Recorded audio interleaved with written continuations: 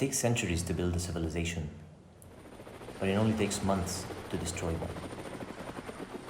What used to be known as the Pearl of the Middle East and Switzerland of the Middle East now looks like this. المشهد مبكي هنا.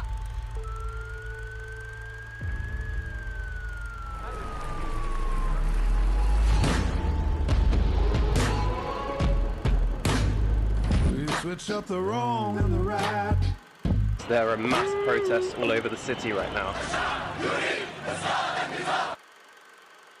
احنا تلاميذ جامعات بندفع 15,000 دولار كل سنة ونتخرج ونهاجر لبرا. نحن مش داران. كذا مش جوع. موجوع.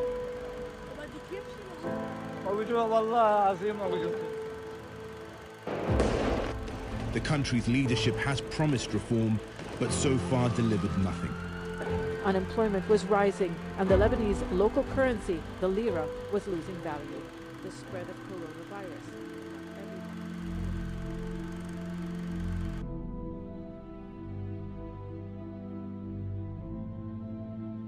Every single sector of infrastructure in Lebanon has been drained to the bones. The COVID-19 pandemic is the least of people's concerns right now. It takes days to fill a car with fuel, and the government is lifting fuel subsidies.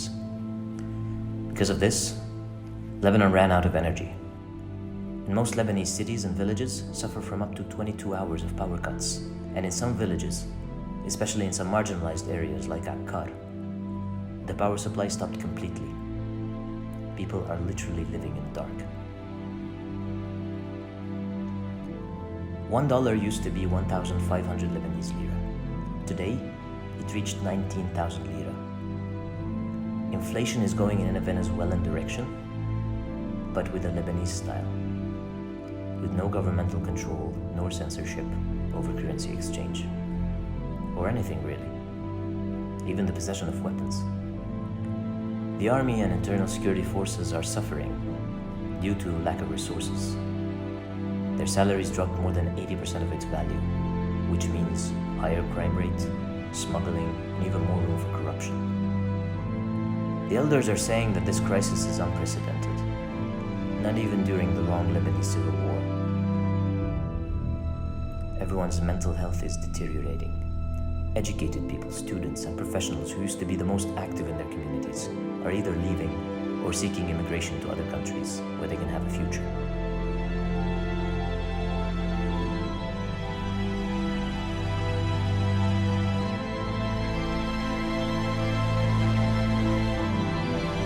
However, there is a very dim light at the end of the long tunnel.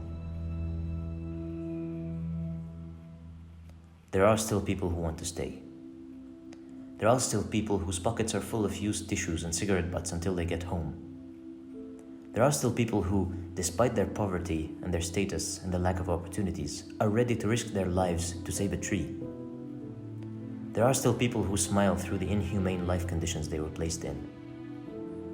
There are people who recycle, people who tutor, people who lead initiatives, people who left the city to start an organic farm and send the revenues to help poor communities, people who will still make you coffee even if they can barely afford their own food. There are still givers. Many people think it's not in our hands, or that they need to become great leaders or presidents to make a difference. What they don't know is that a regular citizen, even with little things, can make a bigger difference. Active citizenship is actually a long-term political process. And in order for it to function, we must believe that every little act is a very small part of a very long process. It might take up to generations. A generation of active citizens who are aware, enabled, and constantly take initiative are the next generation of decision makers, change makers. They are the future of local and smart governance.